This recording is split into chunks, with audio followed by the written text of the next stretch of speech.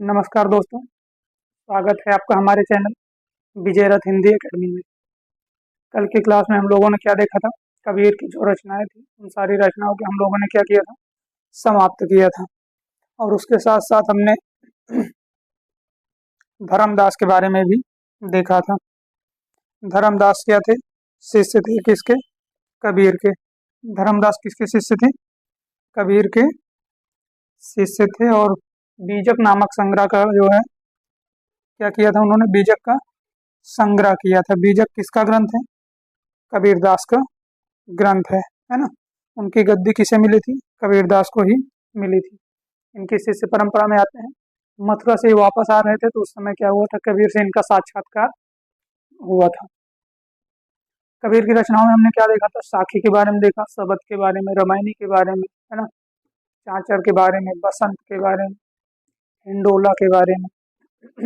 तो और इनकी जो ऐसी रचनाएं थी, विप्रम तीति थी, जिसमें जो है ब्राह्मणों का पाखंड व आडंबर या उनके व्यभिचारों को, उनके वाचार से संबंधित जितनी भी जानकारियां थी वो किसमें थी? तो सारी जानकारियां विक्रम तीति में संकलित थी। बाकी मैंने क्या देखा था कि आध्यात्मिकता का वर्णन किया गया था। और हमने ये भी देखा था कि झूला झूलती हुई महिलाओं का वर्णन भी देखा। कबीर के किस ग्रंथ में किया गया था? तो झूला झूलती हुई महिलाओं का वर्णन और आध्यात्मिकता का वर्णन प्लस साथ साथ बहुत सारी चीजें हमने जो भी था कबीर के बारे में जानकारी वो टोटल किया, समाप्त। अच्छा, ये जो आध्यात्मिकता का वर्णन है और झूला झूलती महिलाओं का जो वर्णन है वो हमने आपको बताया था किसमें किया गया था? सावन में झूला झूलती महिलाओं का जो वर्णन किया गया था वो किसमें हुआ था? कमेंट में आप बताएंगे। ठीक, सावन में ये महिलाएं हैं।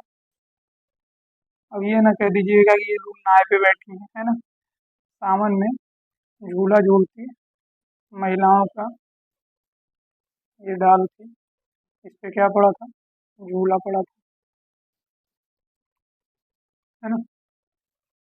तो सावन में ये सब झूला झूलती महिलाएं हैं। इनका वर्णन किस रचना में देखने को मिला था? उनकी हिंडोला नामक रचना थी। रचना क्या थी वो? हिंडोला। हिंडोला में सावन में झूला झूलती महिलाओं का वर्णन हमें देखने को मिलता है। और साथ साथ झूला झूलने के साथ साथ उसमें और हमें क्या देखने को मिलता है? एक साधु। उसके साथ साथ आप अगर ध्यान लगाएंगे, खैर आर्ट हमारा बहुत ही अच्छा है ना। आर्ट में कोई कमी आप लोग नहीं पाएंगे। ये क्या है? ये है साधु महोदय।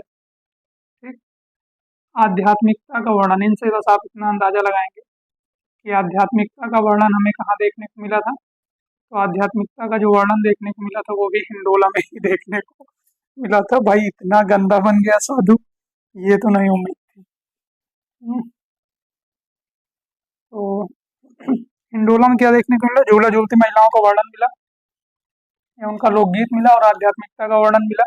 अच्छा हाँ, पिछड़ी जातियों के बारे में हमने कल चर्चा की थी। जो मतलब वहाँ सामाजिक सांस्कृतिक भावनाओं का चित्रण किया गया था, उनकी चेतना व्यक्त की गई, तो वो कहरा में व्यक्त की गई थी, है ना। होली का वर्णन हमने देखा था।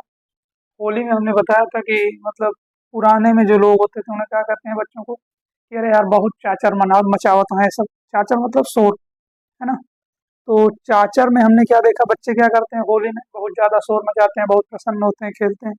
तो होली का वर्णन कहाँ देखने को मिला था? हमने ये देखा था चाचर नामक ग्रंथ में मिला था। और फाग या फगुआ के नाम से किसे जाना गया था? तो बसंत। बसंत का उपनाम क्या था? फाग या फगुआ था। बसंत में क्या था? उसमें जो है बसंत लोकगीत को आधार बनाकर लिखे गए थे गीत और परमार्थ तत्व की चर्चा की गई थी। अगर आप ध्यान दें, परमार्थ तत्व की जो चर्चा है वो बसंत में की गई थी।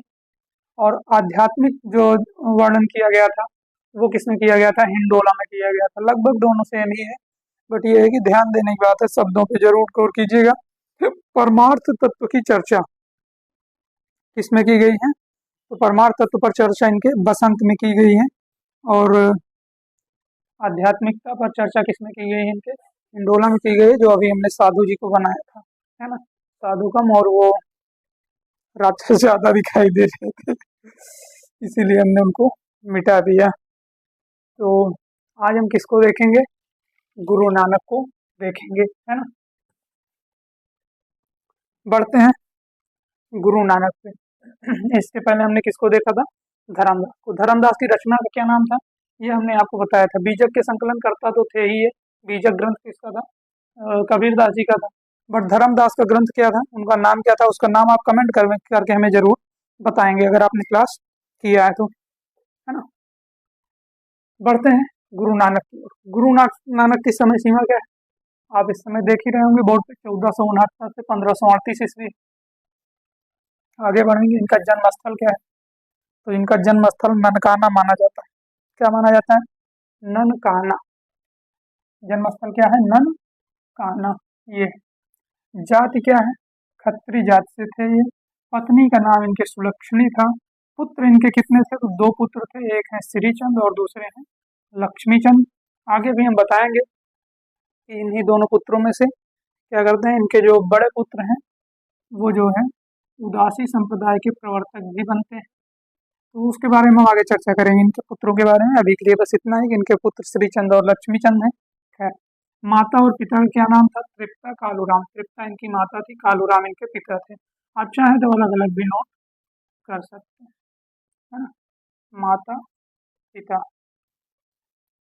कौन थे, तृप्ता और कालूराम।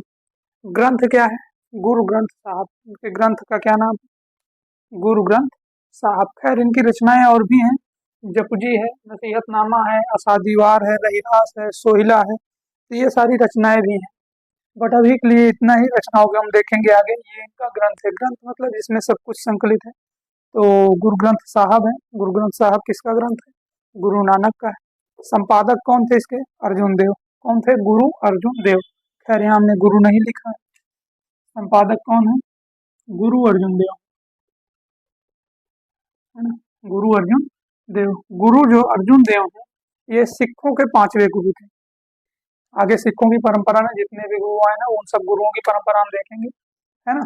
5वें, 6ठे, 7वें, 8वें, 9वें, ठीक, जो भी आए थे, तो उन सबको हम एक जगह लेके आएंगे। लेकिन यह है कि अभी के लिए आप इतना जानिए, गुरु ग्रंथ साहब ग्रंथ के रचनाकार कौन है, या ग्रंथ किसका है, तो गुरु नानक का है। खैर, आप अंदाजा भी लगा सकते हैं यार, गुरु ग्रंथ, गुरु पहले ही लगा है, गुरु नानक का है। संपादक गुरु अर्जुन देव थे, जो सिखों के 5वें गुरु थे। बढ़ेंगे हम आगे,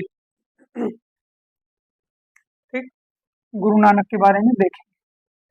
तो रिपीट क्या करें, या कर ही देते हैं। जन्मस्थल ननकाना है, जात इनकी खत्री है, पत्नी सुलक्षणी है, पुत्र का नाम इनके श्रीचंद और लक्ष्मीचंद है, और माता पिता इनके कौन है, तृप्ता कालूराम है। और ग्रंथ क्या है, गुरु ग्रंथ साहब है। संपादक गुरु अर्जुन देव, जो कौन है, 5वें गुरु के रूप में विद्यमान है, ठीक है। तो जो इनके बारे में फुटकल जानकारी थी वो यही थी। अब हम देखेंगे इनके बारे में कुछ अन्य जानकारियों को, नोट करेंगे आप हेडिंग चाहे डाल लेंगे या डायरेक्ट नोट करेंगे। आपको हेडिंग डालना हो डाल सकते हैं महत्वपूर्ण बिंदुओं के रूप में, बट ये कोई ज़रूरी नहीं है, क्योंकि हमें सिर्फ गुरु नानक के बारे में पढ़ना है। तो सिख संप्रदाय के प्रवर्तक, ये जो गुरु नानक है ये क्या है, ये सिख संप्रदाय के प्रवर्तक, नोट करेंगे, सिख संप्रदाय के प्रवर्तक, सिख संप्रदाय के प्रवर्तक हैं। इन्हें आदि गुरु के नाम से भी जाना जाता है। इनका उपनाम क्या है, आप उपनाम कहेंगे या अन्य नाम, यहाँ नोट कर लेंगे आप। अन्य नाम क्या है इनका, आदि गुरु, आदि गुरु। अन्य नाम क्या है इनका, आदि गुरु है। इनके ग्रंथ जो हैं वो महिला नामक प्रकरण के अंदर इनकी वाणी का संकलन है।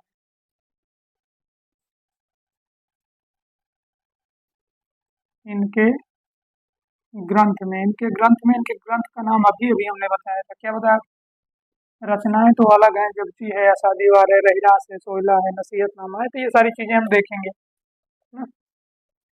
लेकिन इनके ग्रंथ मतलब गुरु ग्रंथ साहब में महिला नामक प्रकरण के अंदर इनके ग्रंथ में इनकी वाणी का संकलन इनके ग्रंथ में इनकी वाणी का संकलन महिला नामक प्रकरण के अंतर्गत किया गया है। महिला नामक प्रकरण के अंतर्गत किया गया है। महिला नामक प्रकरण के अंतर्गत किया गया है। इनके ग्रंथ मतलब गुरु ग्रंथ साहब में इनकी वाणी का संकलन जो किया गया, कहाँ किया गया? महिला नामक प्रकरण के अंतर्गत किया गया है ना। अच्छा, गुरु नानक हिंदू मुस्लिम एकता के पक्षधर थे। ये हिंदू मुस्लिम एकता के पक्षधर थे, मतलब इनके पक्ष में थे कि भाई हिंदू मुस्लिम एकता जरूरी है। ये हिंदू मुस्लिम एकता के क्या थे? पक्षधर थे। और इसी में आप नोट कर लेंगे क्या कि वर्ण व्यवस्था व कर्मकांड के विरोधी थे। जब हिंदू मुस्लिम एकता की बात कर रहे हैं, है ना, समानता की बात कर रहे हैं, तो जाहिर सी बात है वर्ण व्यवस्था और कर्मकांडों की, ये जो जात व्यवस्था है उसका तो खंडन करेंगे। वर्ण व्यवस्था और कर्मकांडों, वर्ण व्यवस्था और कर्मकांडों, कर्मकांडों क्या होता है भाई? कर्मकांड होता है शब्द। वर्ण व्यवस्था और कर्मकांड के विरोधी थे। क्या थे इसके? के विरोधी थे, है ना। हिंदू मुस्लिम एकता के पक्षधर थे, वर्ण व्यवस्था और कर्मकांड के विरोधी थे। आगे देखेंगे। विदेशी आक्रमणकारियों के खिलाफ आवाज उठाने वाले ये पहले संत थे।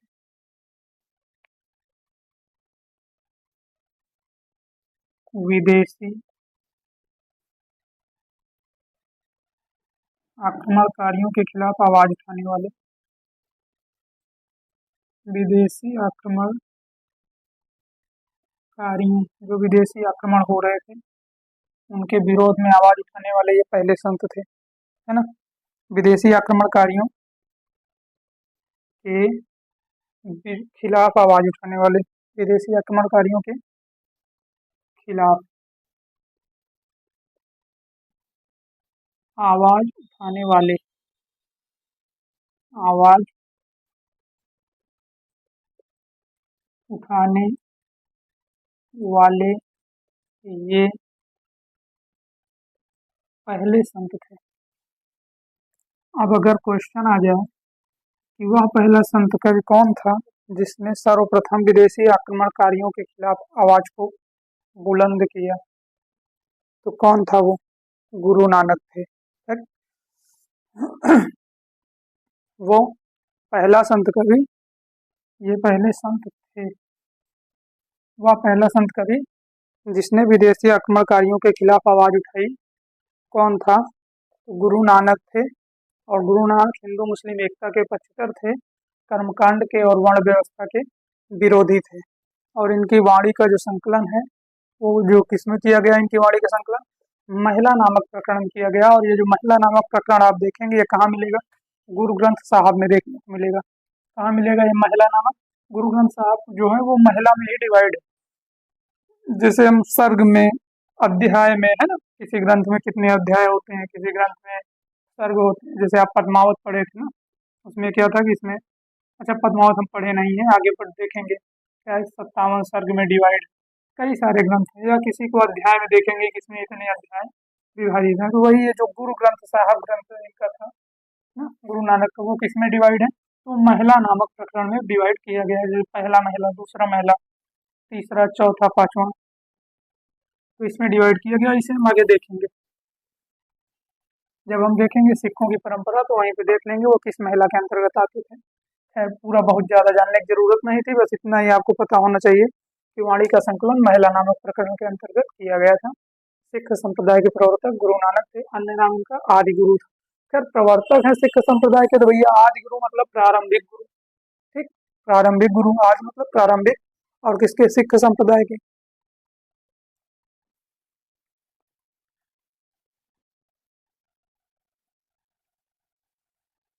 आगे देखेंगे। अच्छा, एक चीज ये भी संभावना व्यक्त की गई है, माना गया है कि संभवतः ये पहले कवि, भक्त कवि, क्योंकि हम भक्तिकालीन निर्गुण कवियों की बात कर रहे हैं, तो ये संभवतः पहले भक्त कवि हैं जिन्होंने नारी की निंदा नहीं की। क्या की है, नारी निंदा नहीं की। तो नोट करेंगे, संभवतः ये पहले भक्त कवि हैं, संभवतः ये पहले भक्त कवि हैं जिन्होंने नारी की निंदा नहीं की। किसने? गुरु नानक। गुरु नानक क्या है, संभवतः पहले भक्त कवि हैं जिन्होंने नारी की निंदा नहीं की। ठीक है, आगे बढ़ते हैं। हमने कहा था ना कि इनके दो पुत्र हैं, एक श्री चंद है और एक लक्ष्मी चंद है। और आगे क्या बताया था कि श्री चंद ने किस संप्रदाय की स्थापना की थी? उदासी संप्रदाय की। तो नोट कर लेंगे यहीं पे, उदासी संप्रदाय, उदासी संप्रदाय की स्थापना,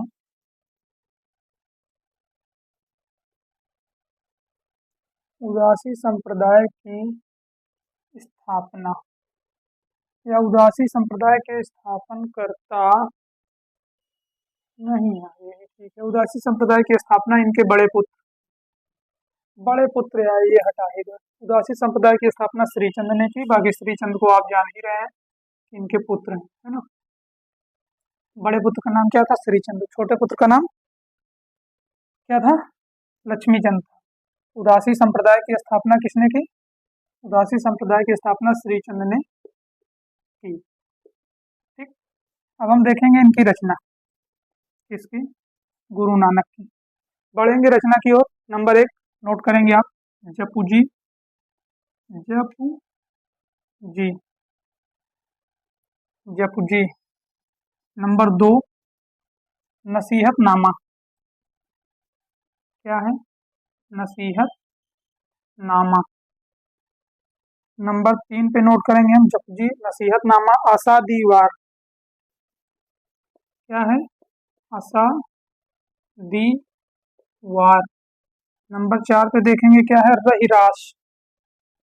क्या है? रहिरास।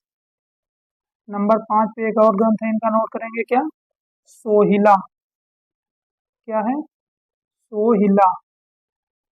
ये सारे ग्रंथ जो देख रहे हैं आप, जपजी, नसीहतनामा, आसादीवार, रहिरास और सोहिला, ये जो सारे ग्रंथ हैं किसके हैं? ये गुरु नानक के ग्रंथ हैं, इनकी रचनाएं हैं। ग्रंथ तो इनका एक था जो गुरु ग्रंथ साहब के नाम से था, आदि गुरु के नाम से जाने जाते हैं, है ना। और क्या था कि गुरु ग्रंथ साहब के जो संकलन करता है, संपादक उसके कौन थे? 5वें गुरु थे जो अर्जुन देव। ठीक, आगे देखेंगे। एक यहाँ पे हम नोट लिखेंगे। क्या लिखेंगे? नोट। नोट में ये लिखेंगे कि संपूर्ण वाणी का संकलन है,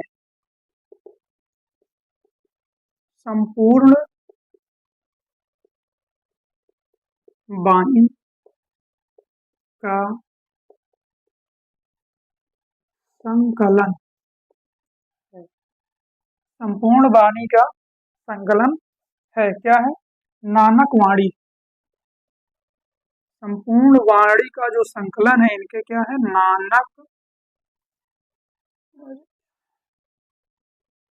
नानक वाणी। नानक वाणी जो है ये क्या है? इनकी जितनी वाणियां हैं उन सबका संकलन है। अच्छा, इसके संपादन करता कौन है? मोस्ट तो यही था जानना, नानक वाणी के संपादन करता या इसके संपादक। ठीक, संपादक इसके कौन है? जयराम मिश्र। कौन है? जयराम मिश्र। मुख्य जानकारी जो देना था हमें वो यही देना था कि नानक वाणी के संपादक कौन थे। तो आप ये चीज जरूर ध्यान रखेंगे, नानक वाणी के संपादक कौन है। जयराम मिश्र। ये क्वेश्चन पूछा जा सकता है, बाकी ये तो बहुत मुश्किल है पूछा जाए कि गुरु नानक की संपूर्ण वाणियों का संकलन है। मान लो कभी आ भी सकता है गुरु नानक की संपूर्ण वाणियों का संकलन, तो नानक वाणी को तो जाहिर सी बात है आंख बंद करके आप लोग कर सकते हैं। बट ये है कि क्वेश्चन जब थोड़ा सा टफ बनाना होगा तो ये चीज पूछा जा सकता है नानक वाणी के संपादक कौन थे, जयराम मिश्र। तो गुरु नानक के बारे में जो जानकारी थी वो बस इतना ही थी, और ये होती है यहीं पे समाप्त। जन्म स्थान इनका कहाँ था? ननकाना था। खत्री जात के थे। माता पिता कौन थे इनके? तो तृप्ता व कालूराम थे। पत्नी का नाम सुलक्षणी था। दो पुत्र थे इनके, एक श्रीचंद उदय और एक लक्ष्मीचंद। श्रीचंद जो बड़े बेटे थे, उन्होंने क्या किया? उदासी संप्रदाय चलाया, और ये जो है सिख संप्रदाय के प्रवर्तक है। आदि गुरु के नाम से भी जाना जाता है इनको, है ना। तो ये सारी जानकारियां थी। ठीक। संभवतः ये पहले भक्त कवि हैं जिन्होंने नारी की निंदा नहीं की। नारी निंदा किसने नहीं की? तो माना जाता है कि संभवतः गुरु नानक हैं जिन्होंने नहीं की। उदासी संप्रदाय के बारे में बता ही दिया। इनकी रचनाएं हैं जपजी, नसीहतनामा, असादीवार, रहीरास, सोहिला। और नानक वाणी के संपादक कौन है? जयराम मिश्र हैं। तो गुरु नानक के बारे में जो भी जानकारी उपलब्ध थी वो होती है समाप्त। बढ़ेंगे अपने अगले रचनाकार या अपने अगले कवि की ओर। तो हमारे जो अगले संत कवि हैं वो हैं दादू। कौन है? नंबरिंग आप कर लेंगे। कौन है भैया? दादू दयाल। हम किसको देखने जा रहे हैं? दादू दयाल। अच्छा, इनकी समय सीमा क्या थी? 1544 से 1603। 1544 से 1603 ईस्वी। ये जो हम समय सीमा देख रहे हैं ये इनका जन्म है, और ये इनकी क्या है? मृत्यु है। सेम यही चीज पीछे भी गुरु नानक के भी साथ था। ठीक। बाकी ये है कि हम संत कवियों की जो परंपरा चल रही थी उसे एक साथ लास्ट में लेके आपके लिए जरूर आएंगे। तो अभी इनको हम विस्तृत रूप से देख लेते हैं। दादू दयाल, इनका जन्म स्थान कहाँ से? तो जन्म स्थान इनका अहमदाबाद है। जन्म स्थान कहाँ है? अहमदाबाद। अच्छा, दादू के बारे में जानने से पहले एक चीज ये बता देते हैं। कल जो हमें पढ़ते हुए मिला वो मिला एक नाम कमला। क्या मिला? कमला। कमला जो है ये जयशंकर प्रसाद की पत्नी का नाम है। जयशंकर प्रसाद की पत्नी, इनका नाम क्या था? कमला था। और आगे एक चीज देखेंगे, प्रेमचंद्र की पुत्री, प्रेमचंद्र की पुत्री का नाम क्या था? कमला था। उनसे प्रेमचंद्र की पुत्री थी, उनका नाम भी क्या था? कमला था। खैर, ये चीज अब आप सोचेंगे हम यहाँ क्यों लेके आए। ये तो हमें आगे बताना चाहिए भाई, जहाँ आप प्रसाद को पढ़ाते हैं, जहाँ आपको प्रेमचंद के बारे में बताते। लेकिन लेके आना इसलिए पड़ा क्योंकि आपने कबीर के बारे में जब पढ़ रहे थे आप लोग, तो वहां क्या देखा था? कमाल और कमाली। कमाल और कमाली। कमाल कमाली क्या देखा था आपने? ये जो दोनों थे ये खुद जो है पुत्र पुत्री थे किसके? कबीर के। कबीर की संतानें। कबीर के बारे में जब हम डिटेल से देख रहे थे तो वहां हम देख चुके थे इनकी दो संतानें थी, है ना, कमाल और कमाली। तो ये मैच कर रहा था, कमला, कमाल, कमाली। तो हमने सोचा कि यहीं पे बता देते हैं, शायद और अच्छे तरीके से समझ जाए, क्योंकि वहां पढ़ाते समय पता नहीं, हो सकता है ये दिमाग से उतर जाए। तो कमला कौन था? कमला कौन थी? जयशंकर प्रसाद की पत्नी का नाम कमला था, प्रेमचंद की पुत्री का नाम कमला था। और ये कमाल और कमाली कौन थे? कबीर की संतानें थी। ये बस बेसिक जानकारी के लिए था, अगर किसी को लगे कि मुझे जानना जरूरी था तो वो नोट भी कर सकता है। जन्म स्थान अहमदाबाद। गुरु इनके कौन थे? वृद्ध भगवान। बढ़ रहे हैं अपने टॉपिक की ओर। गुरु कौन थे? वृद्ध भगवान। गुरु का नाम क्या था इनके? वृद्ध भगवान, है ना। पुत्र कौन थे इनके? पुत्र के बारे में देख लेते हैं। पुत्र का नाम था, एक गरीब दास है, दूसरे मिस्कीन दास है। कौन है? गरीबदास है। और नंबर 2 पे कौन है? मिस्कीन दास। मिस्कीन दास। ये जो मिस्कीन दास है, मिस्कीन दास है, वैसे मिसकॉल दास मत याद कर लीजिएगा कि मिसकॉल है ना, मिस्कीन दास है। एक है गरीब दास, दूसरे हैं मिस्कीन दास। ठीक। पंथ का नाम देख लेते हैं इनके हम। किस पंथ से थे ये? दादू दयाल। सीधी सी बात है, दादू पंथ से रहेंगे। अपने नाम से इनका भी पंथ चला, जैसे कबीर दास का कबीर पंथ, वैसे दादू दयाल का दादू पंथ। अच्छा, दादू पंथ तो ये बाद में नाम पड़ा था, पूर्व नाम क्या था इसका? स्टार्टिंग में इसका क्या नाम था? जब ये इतना लोकप्रिय नहीं हुआ था तो इसका नाम क्या था? इसे ब्रह्म संप्रदाय या पर ब्रह्म संप्रदाय के नाम से जाना जाता है। किससे? ब्रह्म संप्रदाय या पर ब्रह्म संप्रदाय, या पर ब्रह्म संप्रदाय। ठीक। ये किसका नाम है, पूर्व नाम? ये इसी दादू पंथ का पूर्व नाम है जो हम देख रहे हैं। ठीक। दादू पंथ का पूर्व नाम क्या था? ब्रह्म संप्रदाय, पर ब्रह्म संप्रदाय। अच्छा, ये वृद्ध भगवान क्या हो गए? इनके गुरु हो गए। ठीक। आगे देखेंगे, पुत्र हो गए। उत्तराधिकारी कौन थे इनके? उत्तराधिकारी, कबीर के उत्तराधिकारी कौन थे? वो गद्दी तो धर्मदास को मिली थी कबीर के मृत्यु उपरांत, बट उत्तराधिकारी तो उनके पुत्र भी थे। इनके दोनों पुत्र उत्तराधिकारी कौन थे?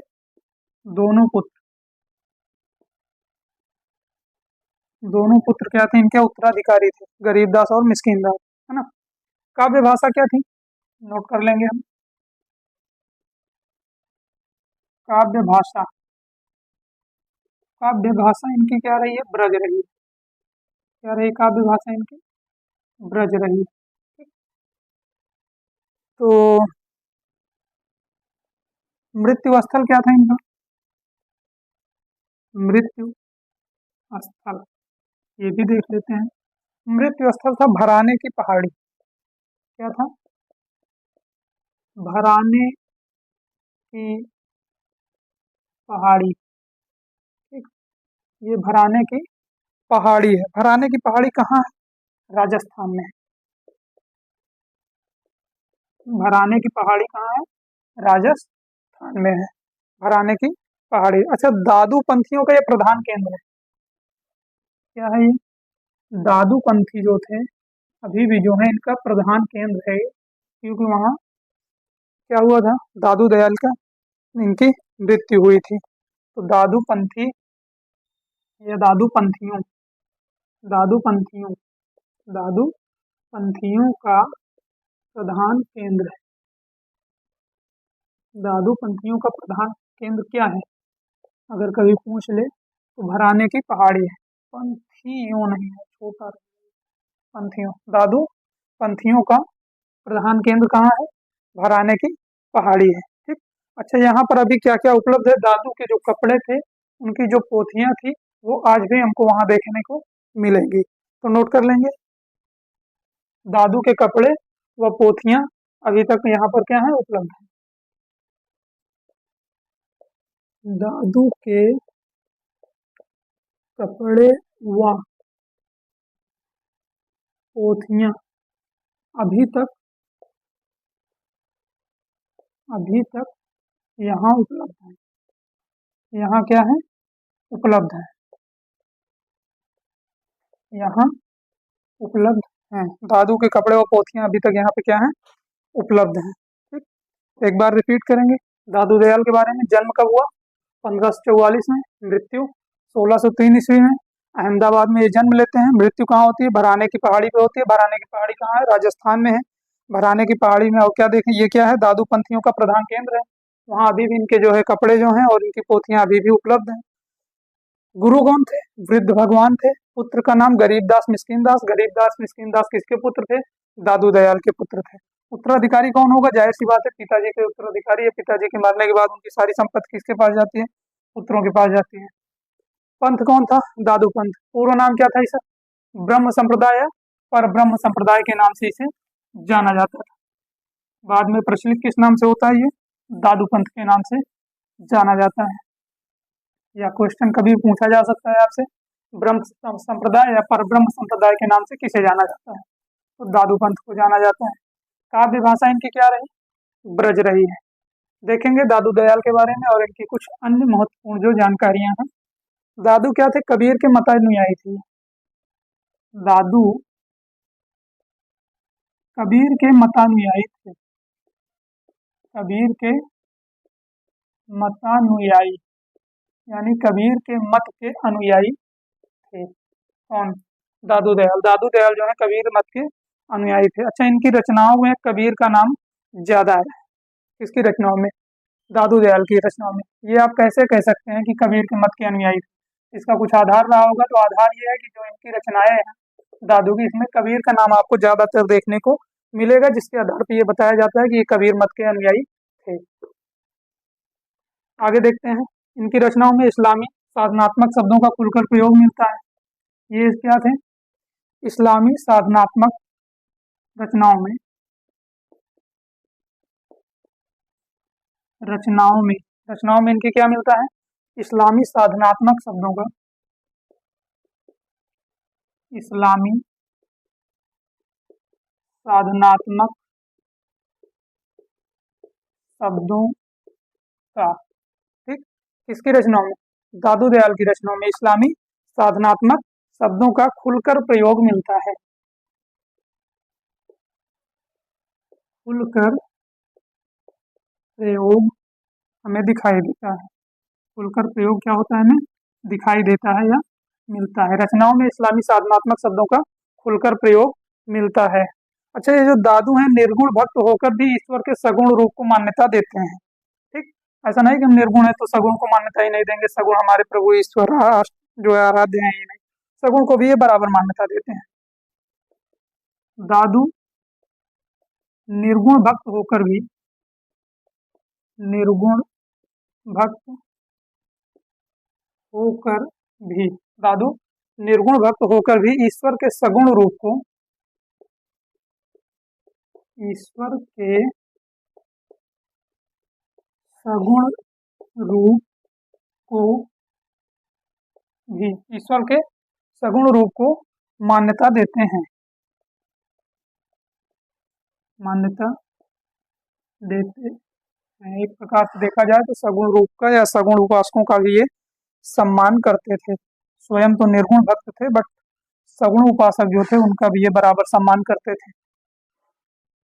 क्या है कि ये कबीर मत के अनुयायी थे। आधार क्या रहा इसका? क्योंकि कबीर का नाम ज्यादातर देखने को मिलता है इनकी रचनाओं में। इस्लामी साधनात्मक शब्दों का खुलकर प्रयोग हमें कहाँ देखने को मिलता है? दादू दयाल की रचनाओं में देखने को मिलता है। दादू कौन किस संप्रदाय से थे? ये कौन से श्रेणी के भक्त थे? तो निर्गुण थे। खैर, निर्गुण तो हम पढ़ ही रहे हैं, है ना, निर्गुण के संत काव्य के अंतर्गत। तो ये तो कोई बहुत बड़ी बात है नहीं। बड़ी बात तो ये है कि इसने सगुण रूप को भी बराबर मान्यता दी है।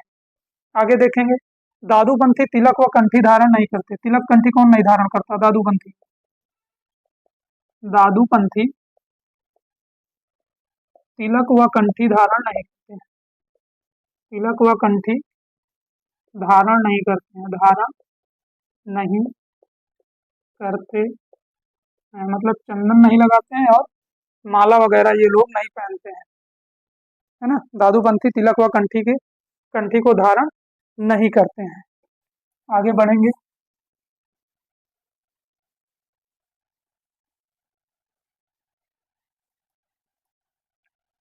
दादूपंथी क्या करते थे? एक सुमिरनी रखते थे। दादूपंथी एक सुमिरनी सुमिरनी रखते हैं और ये सतनाम बोल के अभिवादन करते हैं। और एक सुमिरनी रखते हैं और सतनाम सतनाम कहकर अभिवादन करते हैं। अभिवादन करते हैं। अब आप लोग जप नाम पे मत चले जाइएगा, है ना, बाबा निराला के ऊपर। सतनाम कहते हैं, क्या कहते हैं, सतनाम। दादूपंथी एक सुमिरनी रखते थे, या एक सुमिरनी आज भी ये लोग रखते हैं, और सतनाम कहकर सबका अभिवादन करते हैं। अच्छा, दादू की वाणियों के जो सर्वप्रथम संपादक थे वो कौन थे? ये तो मान के चलिए ठीक है, महत्वपूर्ण बिंदु के अंतर्गत जो हम देख रहे थे, नॉर्मल सी जानकारी थी। अब हम ये देखेंगे कुछ महत्वपूर्ण बिंदु जो और हैं, जो आपके लिए इम्पोर्टेंट भी हैं। वो ये है कि दादू की वाणियों के सर्वप्रथम संपादक, दादू की वाणियों यानी जो उनकी बानियां थी, है ना, गुरु ग्रंथ साहब था तो उसके संपादन करता हमने देख लिया।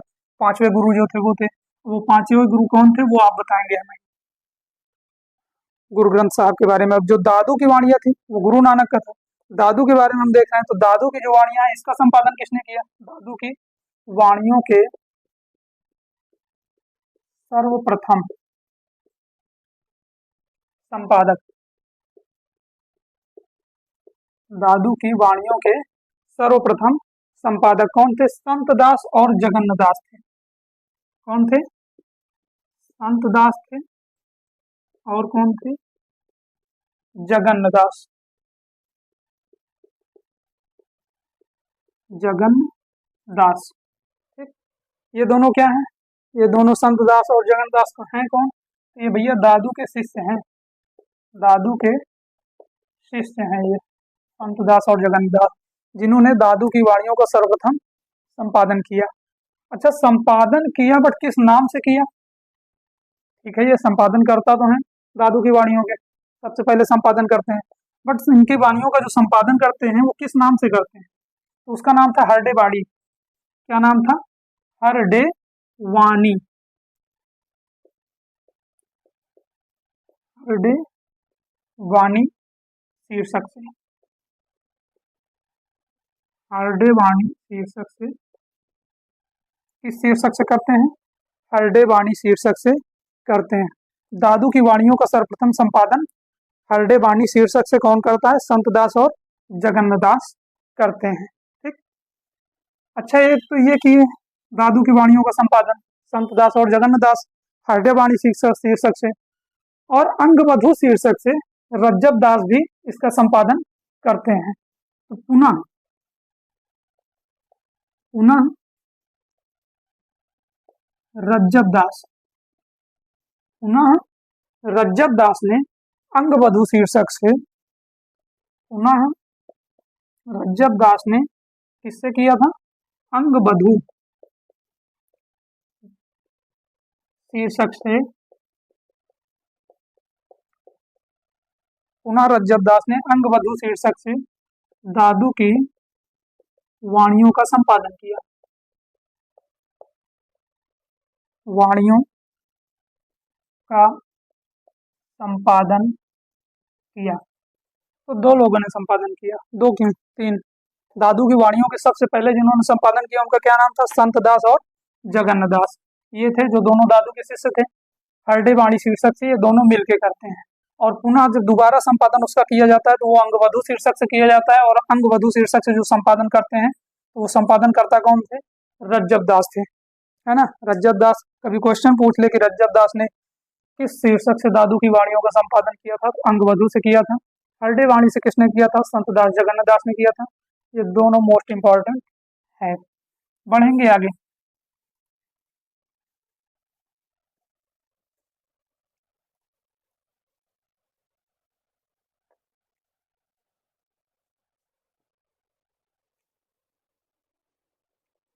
सत्यनामी संप्रदाय के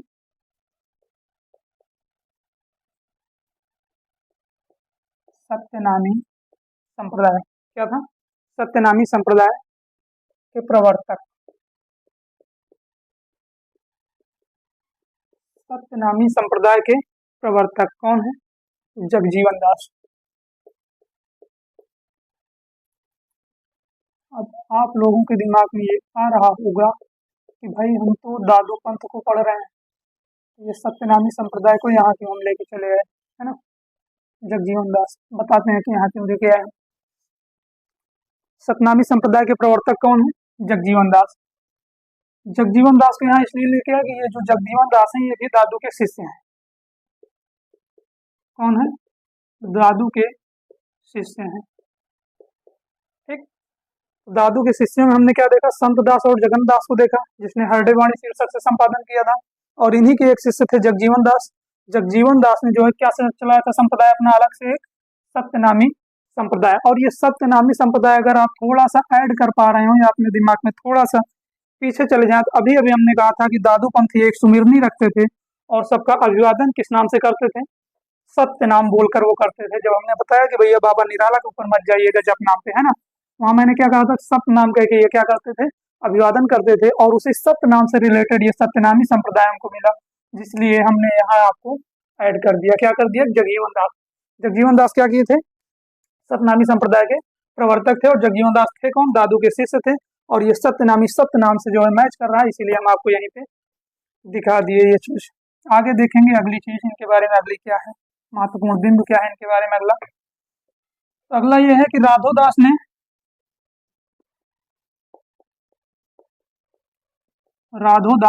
ने किसने? राधोदास ने भक्तमाल में। अच्छा, भक्तमाल क्या केवल राधोदास का ही है? भक्तमाल के और भी रचनाकार हैं। अगर आपको पता हो तो आप कमेंट जरूर करेंगे, नहीं भी पता होगा तो आगे जब वो टॉपिक आएगा तो हम जरूर बताएंगे। राधोदास ने भक्तमाल में क्या किया है? दादू के 52 शिष्यों का उल्लेख किया है। दादू के 52 शिष्यों का उल्लेख किया है। 52 शिष्यों का उल्लेख किया है। अब अगर क्वेश्चन आए कि भाई राधोदास ने भक्तमाल में दादू के कितने शिष्यों का उल्लेख किया, दे देगा आपको 50, 51, 52, 53, तो कंफ्यूज हो जाएंगे या नहीं हो जाएंगे? तो ये आपको ध्यान रखने की जरूरत है। राधोदास ने भक्तमाल में दादू के कितने शिष्यों का उल्लेख किया? 52, 52। अच्छा, ये जो 52 शिष्य हैं, इन 52 शिष्यों में प्रमुख शिष्यों को हम देख लेंगे। कुछ जो प्रमुख शिष्य हैं, 52 शिष्य तो पूरे यहाँ पे नहीं दिखाए गए या नहीं दर्शाए गए। जो जानकारी मिलती है हमको वो हम आपको दिखा देते हैं कि प्रमुख शिष्यों के रूप में इनके आ जाएंगे रज्जब दास। कौन हो गया? रज्जब दास हो गए, सुंदर दास हो गए, सुंदर दास हो गए, और कौन है? सुंदर दास, प्राग दास हैं, जन गोपाल हैं, प्राग दास हैं, ठीक। और कौन है? जन गोपाल। ये सभी जो शिष्य हैं किसके हैं? दादू के शिष्य हैं, जन गोपाल। एक चीज आप यहाँ बहुत जरूरी है जो आप ध्यान देंगे, रज्जब दास का पूरा नाम क्या है? वरना हम इनको यहाँ लेके आते ही नहीं, है ना। 52 शिष्य बता देते, इतना तो काफी है। अब 52 शिष्यों की परंपरा में 52 शिष्य तो आप पढ़ेंगे नहीं। तो प्रमुख रज्जब दास, सुंदर दास, प्रागदास, जनगोपाल, खैर इन पे ध्यान दे लीजिएगा। बट ये एक रज्जब दास का पूरा नाम क्या है? रज्जब अली खां है। क्या है इनका पूरा नाम? रज्जब अली खां। रज्जब दास का पूरा नाम क्या है? रज्जब अली खां है, ठीक। तो सत्यनामी संप्रदाय के प्रवर्तक कौन थे? जगजीवन दास। जगजीवन दास थे कौन? दादू के शिष्य थे। राधोदास ने भक्तमाल में दादू के कितने शिष्यों का उल्लेख किया? 52 शिष्यों का। 52 में जो प्रमुख थे रज्जब दास, सुंदर दास, प्रागदास थे। पूरा नाम क्या था उनका? रज्जब दास का रज्जब अली खां था। देखेंगे इनकी रचनाएं, और रचनाओं के बाद हम करते हैं आज दादू दयाल पे अपनी क्लास को समाप्त, है ना। तो रचनाएं क्या है? हरडे बाणी है, हरडे बानी। अब आप सोच रहे होंगे हरडे बानी के जो है संपादन करता हुआ है, भाई उन्होंने संपादन किया था, ऐसा नहीं कि रचनाकार वो थे, है ना। नंबर 2 हरडे बानी, अंग वधु, अंग वधु। नंबर 3 काया बोली, काया बोली। ये जो काया बोली है किसकी है? ये दादू की रचना है। एक आप देखेंगे नोट, और उसके बाद हम करेंगे समाप्त। नोट ये देखेंगे कि दादू ग्रंथावली के संपादन करता कौन है? दादू ग्रंथावली के संपादक। तो दादू ग्रंथावली के संपादक कौन है? परशुराम चतुर्वेदी। परशुराम चतुर्वेदी। ठीक। अभी अभी हमने जस्ट पीछे भी देखा था, क्या देखा था कि गुरु नानक को पढ़ते समय कि नानक वाणी के संपादन करता कौन थे? तो नानक वाणी के संपादन करता थे जयराम मिश्र और दादू ग्रंथावली के संपादन करता है परशुराम चतुर्वेदी, है ना। रचनाएं क्या है? हरडे वाणी है, अंगवधु है, काया बोली है। तो ये थे दादू दयाल और हमारे संत कवि। ठीक। अभी अगले जो हमारे संत कवि हैं वो दो बच रहे हैं, एक है मलूक दास और एक है सुंदर दास। मलूक दास और सुंदर दास को देखने के बाद जो प्रमुख जो है ये संत कवियों की परंपरा चल रही थी वो होगी हमारी समाप्त। फिर जो हमारे फुटकल रचनाकार बचेंगे संत कवियों में उन्हें हम लेके आएंगे और देखेंगे अन्य महत्वपूर्ण बिंदुओं को और संत काव्य को करेंगे समाप्त। तो आज के लिए बस इतना ही, मिलते हैं आपसे नेक्स्ट क्लास में।